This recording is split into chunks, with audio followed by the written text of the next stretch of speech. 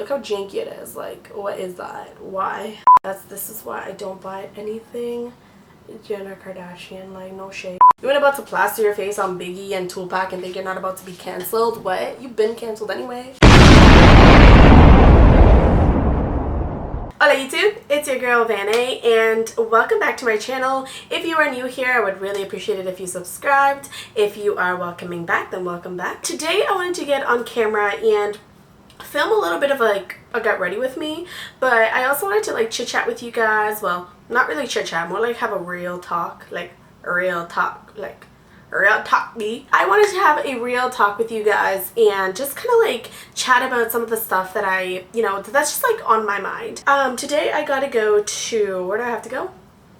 I don't even know, girl, but all I know is I'm my weave is scratching. I have a hair appointment on the weekend. Don't watch that. Today I have to go and do just like regular errands. So I'm doing my makeup as if like I'm just like having it every day. So you guys can kind of see how I slay my face kind of thing on a minimal basis. Don't use any foundation on an everyday basis. Don't use a lot of products on an everyday basis. So this is kind of like raw goodness. You know what I mean? By the way, if you guys care, I'm going to do the little cliche thing of telling you guys that all the products that I use in my video are going to be in the description box down below. But yeah, I'm going to start off with my primer, and I'm actually going to mix a little bit of my Gleam Body Radiance just for like that added radiance. This is kind of like what I do in the summer. I add like an illuminator with my primer because I just love the combination. So I'm going to take off my rings, girl, because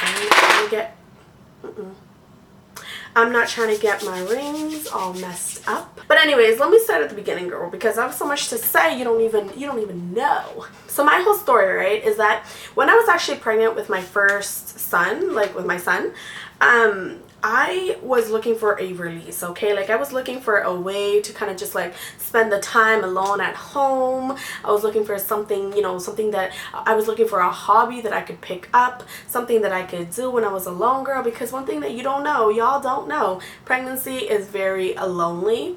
So I was super lonely. So I actually found out about YouTube like so many years ago when I was like in university. I found out about YouTube, but it wasn't until I was pregnant that I found out that there's like this entire beauty space on YouTube. So when I saw that there's this entire space of people who were like me, who loved makeup and were teaching other girls about makeup, I was so intrigued. And I'm still intrigued by the beauty community. I think that it's so good that people that started off in their bedrooms, teaching other girls how to apply eyeshadow or how to get a specific look or how to achieve a contour, nowadays are filming with Kim Kardashian or are getting all these like brand opportunities and these collaborations with big ass brands. Like I think that's dope AF. Like I'm no hater, bitch. I think that's dope AF, you know what I mean?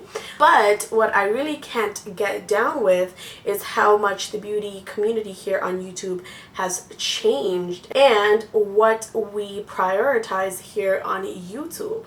Because before, when I used to watch YouTube, I feel like it was always about empowering one another, helping out one another, creating communities, creating friendships. And I feel like nowadays it really is about numbers. It really is about presenting a certain lifestyle. It really is about being lavish, being showy, all of these things that influencers keep pushing, and it's kind of like so disingenuous because it was never about that. It was always about, just making other women feel empowered, or other people in general that love makeup and find a lot of empowerment through makeup, you know what I mean? But these days I really don't know where so many of these influencers' heads are at. Like, get your coin, girl. Like, I totally get it, get your coin. But the way that the YouTube beauty community is changing, I'm not here for that. Like, no.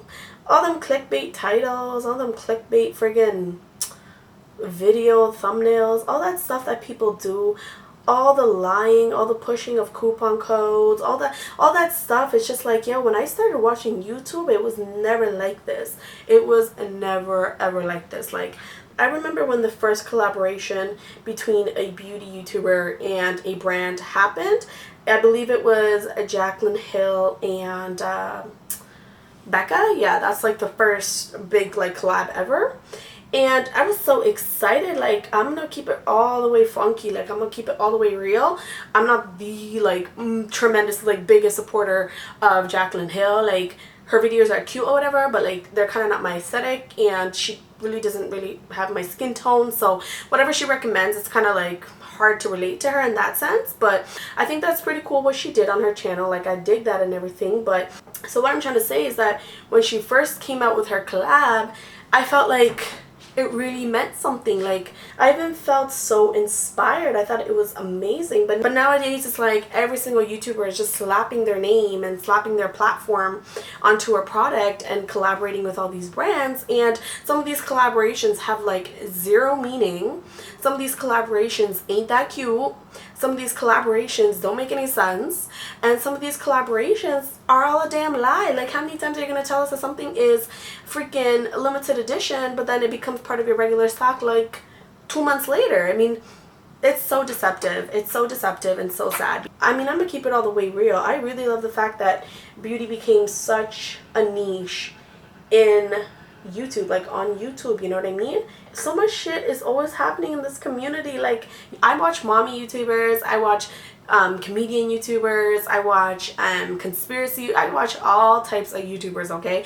But it seems like this is the only community where there's so much drama happening all the time. I mean, y'all keeping these drama channels employed. Like, let's not act like we don't watch a 1-2 drama channel, okay? Like, let's not act like we do not watch them. I mean, some of their videos are cute or whatever. Like, some of their videos, they be dropping some real tea and giving us the receipts when we need it. Like, some of these drama channels I feel are very necessary because there is so much bullshit going on in the beauty community. So it's like let drama channels be. Like, some of these people who be sitting there being like, I don't like drama and I don't understand what's the point of a drama channel, are the first people who are like clicking that shit. Like, what are you doing?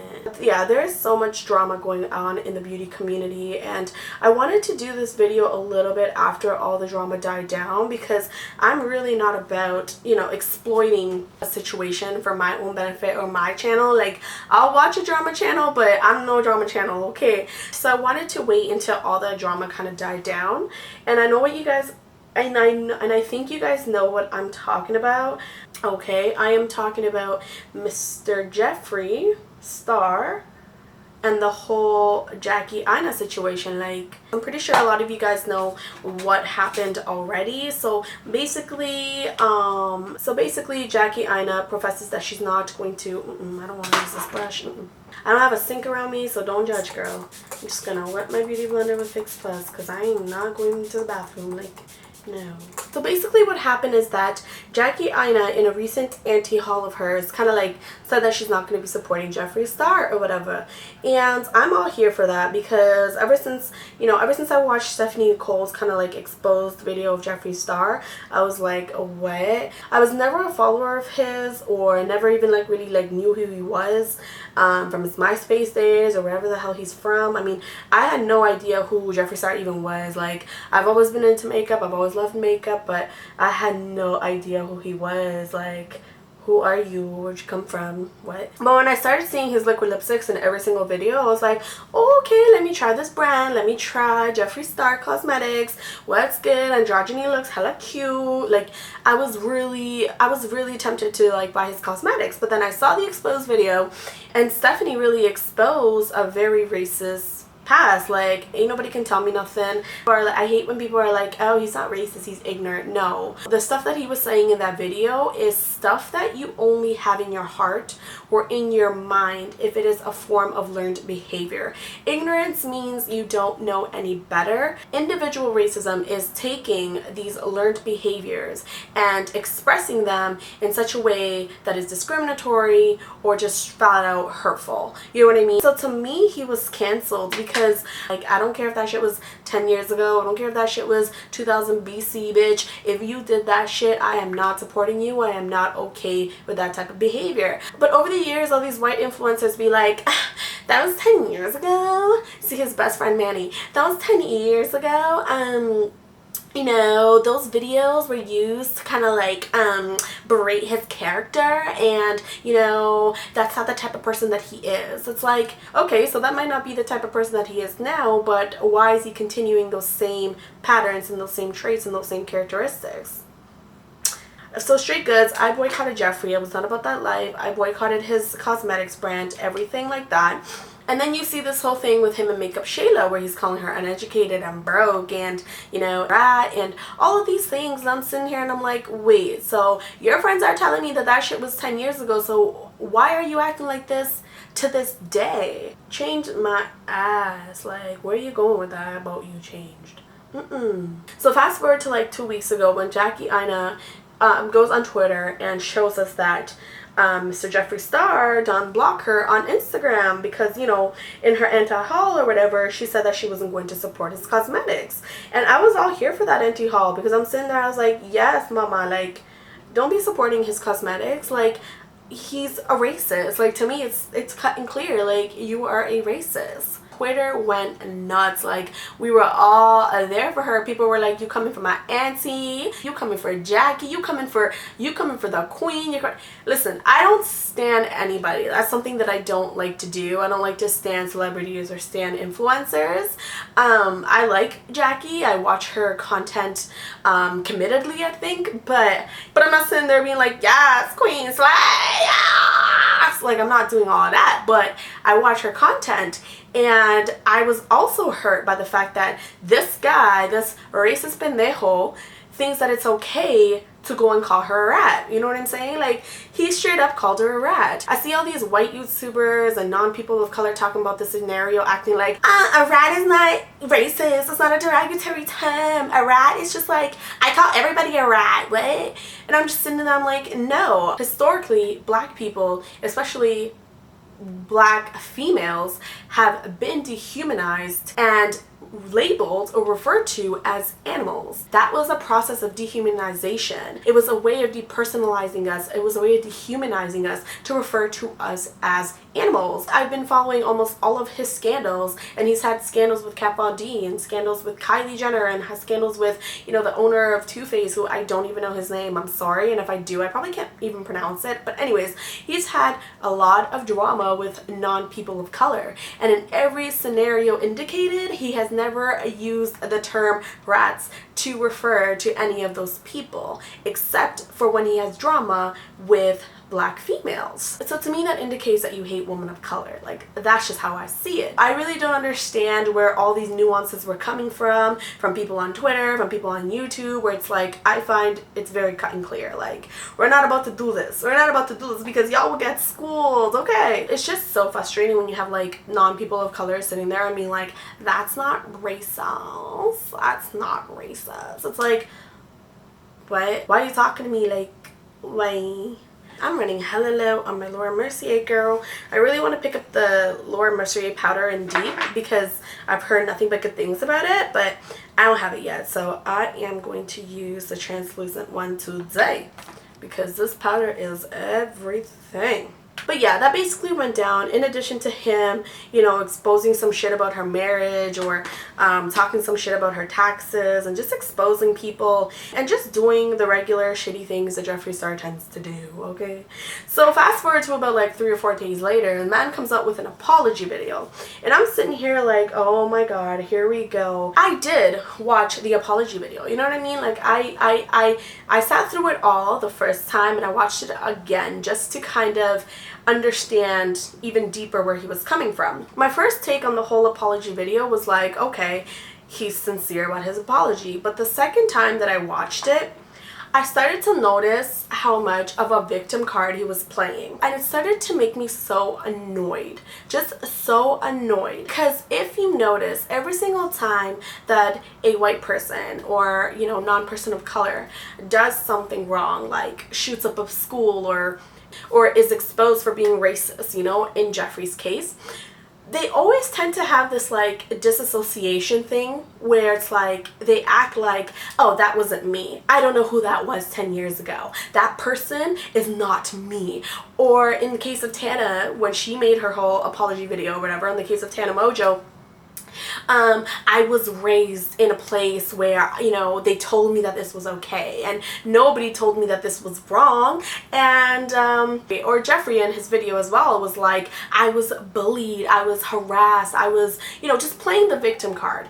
And media does this a lot, where a white perpetrator will always, you know, his actions will always be backed by a history of mental illness, or, you know, he wasn't right in the head, or he had all these extenuating circumstances. But when black people mess up and when black people do messed up stuff, it's always kind of like, oh, he was a thug, or oh, that's the type of person he is, or oh, what did you expect? You know what I mean? And I feel like as a non-person of color, Jeffree Star should have really thought about that before coming out with that bullshit apology video, because it's kind of like, good PR move, boo, but you missed the mark. I think about it in the sense where it's like, for someone to resort to racist remarks as a form of lashing out, that's kind of like, again, that's learned behavior. You have to have had that learned behavior somewhere in here, and you have had those thoughts normalized somewhere in your brain. It just doesn't come out of nowhere for you to be racist on instinct